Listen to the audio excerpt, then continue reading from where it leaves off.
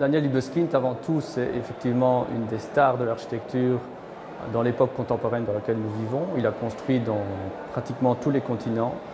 Et je pense que dans son message, et le message qu'il a fait passer aujourd'hui, c'est vraiment de comprendre que l'architecture est une discipline très transversale qui appréhende finalement l'ensemble des grandes composantes qui sont importantes pour concevoir un objet architectural. Architecture is such a huge, incredible wonder because it touches on every person, every soul, every heart. Everybody has a dream that is situated in a place.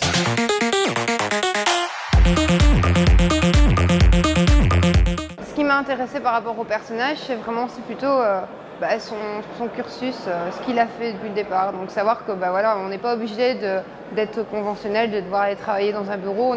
On a plusieurs parallèles qui peuvent s'ouvrir à nous. Et ça, je trouve ça intéressant de voir que finalement, on peut quand même faire de l'architecture en finalité, mais on n'est pas obligé de passer par 2 ans de stage, après se lancer, être là comme collaborateur dans un bureau. Non, on peut aussi se développer autrement. Ça, je trouve ça intéressant.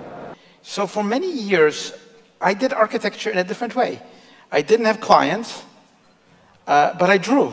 I could draw, I could write, I could investigate, and I could discover that architecture is more than just making a building.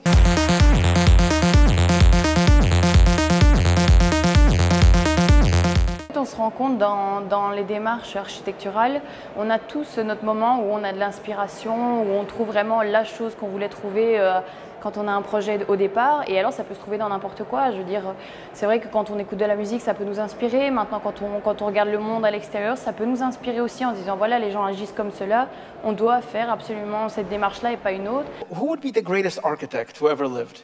I would probably say that Johann Sebastian Bach constructed the biggest works. Now, his architecture is in music, but if you go into the music, and I was a musician in my former lifetime, you see the incredible constructive methods that he used.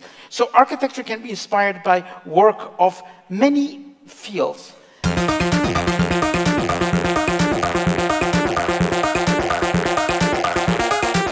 Le fait que Calatrava construise à Mons avec Libeskind et également dans le cadre de l'ensemble des projets apporte d'office une attractivité.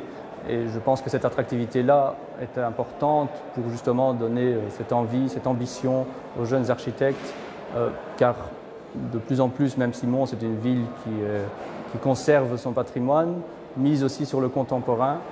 The reason Mons is beautiful city, it's a sustainable city because it is memorable, because people over centuries have taken care of the city, have cared about the city, have loved the city. I think that is also at the core of what is sustainable in architecture. And of course, that's also part of developing an architectural project.